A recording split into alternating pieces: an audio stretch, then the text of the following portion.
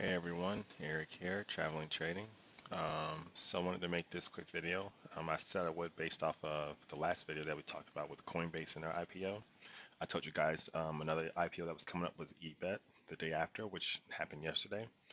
Um, and I told you guys we would cover that one and in the midst of what we talked about as far as the Coinbase IPO. Okay. Um, and I wanted to just kind of touch on that and how everything I said in that video applied here to eBets as well too. If you guys look in the Facebook group chat, you usually see the profit I made off of that, and that was during after hours. This one's going to be a little detailed here in this video because I want you guys to understand what I was talking about from a whole bunch of different aspects um, in the Coinbase IPO and why what I was talking about in there was very important. If you don't know, go back and look at that video. If you're not in the chat room and don't have that video access, I don't know, message me about it. We'll talk about it, whatever. But guys, this is exactly what I talked about in that video playing out here in the next IPO. And this happens quite often in the market. Um, and like I said, you were warned. I told you guys the day before exactly what to do to be able to play this thing out perfectly. As you look in, like I said, you look in the Facebook group, and that $1,800 profit I made came from this play. Um, you'll see on the watch list, eBet was one of three stocks that was on the watch list I told you guys to look out for, and I put the little notes in there. Um, but you'll understand how, you know, what I talked about again in the Coinbase IPO applies to this IPO, applies to every single IPO. And actually, I'll touch on a few notes here that applies to the whole market in general. Um, you guys, this is something you just gotta know as a trader. Um, that helps you with becoming more profitable. You know, uh, this is knowing this stuff and going and reading the books and studying things that I told you is gonna help you down the line more often than not if you actually do it. The problem is, you guys, you're joining chat rooms and joining alerts, thinking everyone's gonna give you the next hot topic, stock pick, or whatever. That's not how it works. You're not going to know a stock is going to do something before it does it. That's why you need to know your chart setups. You need to know what to look for. You got to have a plan when you trade. If it doesn't go your way, just cut your loss, move on to the next one until it does go your way. Okay? But I can't make this any easier for you guys. I'm telling you what stocks to look at. I'm telling you what to look for. The only thing I can't do is force the knowledge into your head for you to study how to read a chart pattern, how to do other things. You got to do that effort on your own. Um, if you want to get results. Okay. Um, but I mean, I don't know how much easier I can make this. In fact, I mean, let me pull up that watch list because this thing was sent out. The watch list was sent out at like 9 o'clock Eastern time the day before. Let me pull it up here because I know we had it on there. As a matter of fact, let me open up the Telegram. There it is. Okay. Boom. All right. So I told you guys. Let me pull it up here. Look at that. I clearly said esports technology. We having this IPO tomorrow, guys. It's only a 2 million float. Okay. With such a low float, I'm anticipating a move here in either direction. Okay. So wait until you see a confirmation of a play and then enter it in. I mean, and I told you guys it was opening between $5 to $6 a share. Supposedly, that was, obviously a big change because that thing opened up at like 20, 22, So let's kind of circle back to what we are talking about with the Coinbase IPO, okay, and what we know and how I play this stock. I want to give you guys the right mind frame so you can understand how this became a successful trade because there's more than one thing, to consider. Um, but overall, it's going to help you out with being able to make trades like this for other IPOs and across the market in general, okay?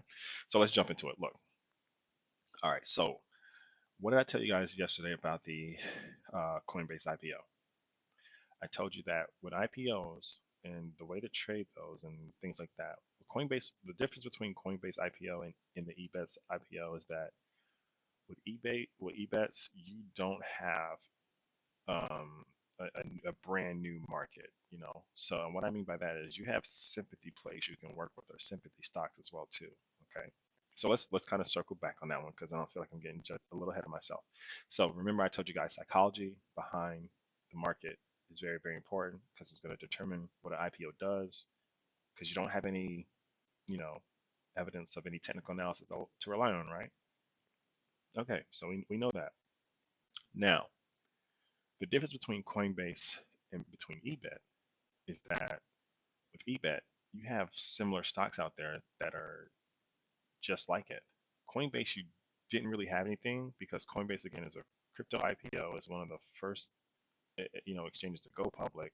So you don't really know what the too much of what the psychology can be compared to of how the market is possibly react to it and what the stock chart can tell you, which is why it did what it did.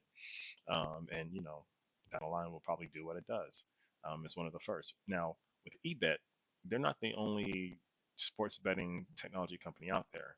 Okay, and there's DraftKings, there's Penn, there's more than one that can correlate to it, in the same sector, the same type of stock, the same way that you can have, Apple and Samsung being, compared to one another, um, you know, Tesla, NIO, or any other electric vehicles in the sector can be compared to, each other because you guys got to remember one thing that's very important is sympathy plays and market effects and how they affect stocks. Okay, and what I mean by that, when something good in the industry or something bad in the industry might happen to a particular sector, it can affect other stocks across the board that are similar to it. This is exactly what happened here with EBET, which is why I didn't need to put too much psychology as far as what I think the market will think about it, um, behind it and let it play out because I can rely on, what happens with DraftKings or what happens with Penn to possibly happen to eBets. Okay, it's a sympathy play. Um, it's gonna feel bad for what happens to the other ones. That's basically what it means to have a sympathy play. And you'll see guys here in a second when I compare these charts on how that actually played out. Now, again, at IPO it opened up, right? So I didn't see anything there. There wasn't too much hype around eBets. Aside from me telling you guys to watch on the watch list, I didn't really hear too much chatter about it. Not much in the news about it. Um, most people probably don't even know what it is. So I figured it wasn't going to be much traction, and it was right. I mean, if you look at the chart, it wasn't much volume. I mean, it's very choppy. It wasn't too much volume in there. So I didn't really expect to be much movement. That's why I said I'm going to wait until there was a pure setup and confirmation for me before I can even trade the stock. But I'm still going to watch it. Okay, and that was just me. I mean, you could have moved on to something else throughout the day. That's fine, but I was just telling you guys that was something to look for. All right. um, or even just kind of set some type of alert after you kind of gaze the chart after a while. You can do that for it. That's perfectly fine. But let's get into this thing. It opened up, came down, came down, came down, opened up, came down, came down. I want you to pay attention to what's happening. There's no setup right here at all whatsoever. All you pretty much got at this point, and if you're hours into the market, all you pretty much got at this point is some lows here, which is pretty much the bottom of where it opened up at $22, and you got a little bit of high here, which is roughly around $35 mark. Okay, so we know that, right? You got that support and you got that resistance. Now, again, this whole time I didn't touch the stock because not much was happening with it. Volume was low. I need volume to be able to get in and get out and move on to the next thing. Now, the reason why this kind of play out like this, you guys, like I said, the psychology behind it, market wasn't really too worried about it. It's esports technology. But how do you know that the stock is going to be moving the way it's moving, Eric? Easily. Look at some of the other stocks in the sector. What is it doing? Let's take a look here at DraftKings, because that's another online sports betting company as well too. So with DraftKings, while I was watching eBets, I was also kind of watching DraftKings as well too. Market was telling me that sector wasn't really, nothing was really popping off this week or this day about it. It just kept trending down, downtrending. It's very bearish. This is the VWAP. The EMA is down here, so it's a very bearish stock. So me, I'm a bull trader. I don't, really. do bear trading too much. But yeah, it's telling me basically there's nothing there. So when there's nothing here in this sector, I have nothing to go off here. But what's happening, I can pretty much assume that no one really cares about what's going on here either, which it did. As this was trending down, this was trending down. And guess what, guys? You'll see after hours, this thing trended up. So did this thing trend up too. And guess what? So did other ones like Pin trending down throughout the day. Didn't really make much move. Pin is another, you know, national gaming sports betting. But you can also look at other, things like MGM, dealing with casinos, stuff like that, gambling sector. If you want to kind of break it down like that, they're all sympathy plays. But yeah, me in my mind, I knew that DraftKings was one of probably their biggest competitors, um, and that would be like comparing Apple and Microsoft. They're pretty much dealing with the same things. Um, and any other rival companies you can kind of pretty much think of. I figured compared to eBets, DraftKings would be the next biggest thing. And I'm not too familiar with the, betting companies, things like that. But guys, there's ways to be able to find out, who those companies are. You might know them off the top of your head. You might not. Just kind of think about that. When you use one brand, what other one would you consider? And that's similar to what you're looking at. That's one way to do it. You can always go on things like Yahoo Finance and look at different stocks that are similar to it, because always when you search a stock ticker, there's always a section that says people also watch, and it usually lists stocks that are similar to what you're looking at when you're looking at the symbol. So that's a little free game for you right there. If not, just Google it. What other companies are in blah blah blah, and they'll give you a list of companies that are similar to it, and you can watch those too.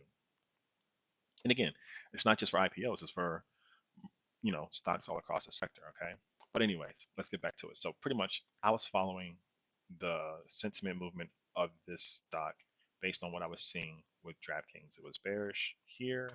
I figured, hey, it's going to stay bearish there too.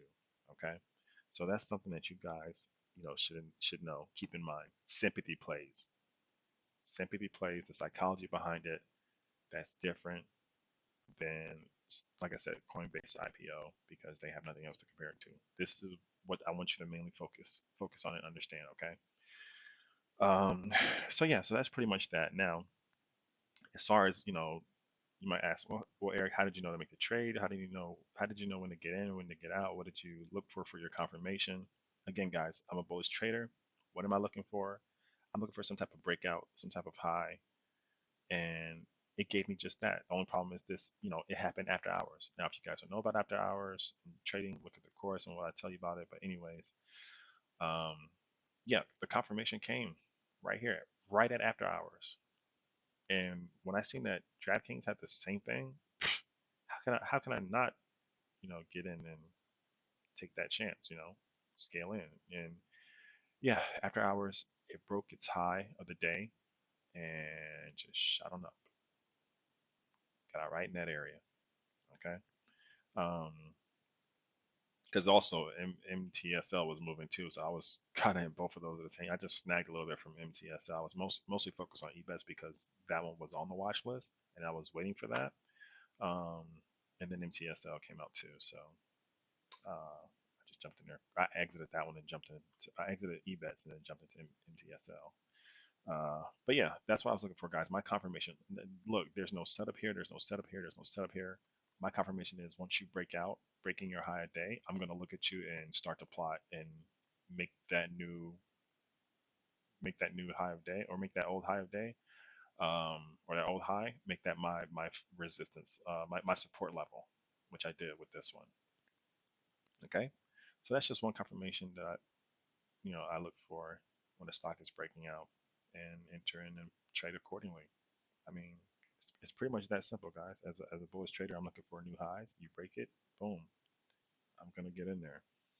No need for me. It was no need for me to wait for it to turn, because one, is after hours.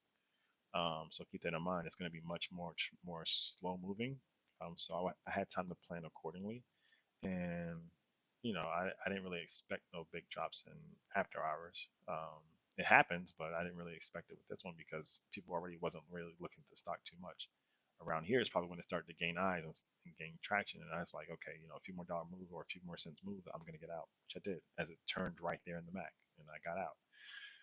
So yeah, guys, I hope that helps you understand. But again, how to trade, how to look at IPOs and understand, like I said, the main point behind it and how it plays out. Since you have not much technical analysis to rely on, focus on the psychology behind it.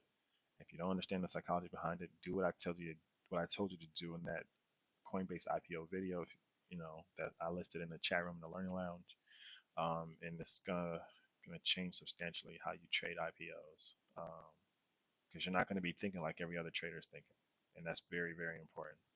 Okay, um, that's pretty much it, guys. So until then, stay green.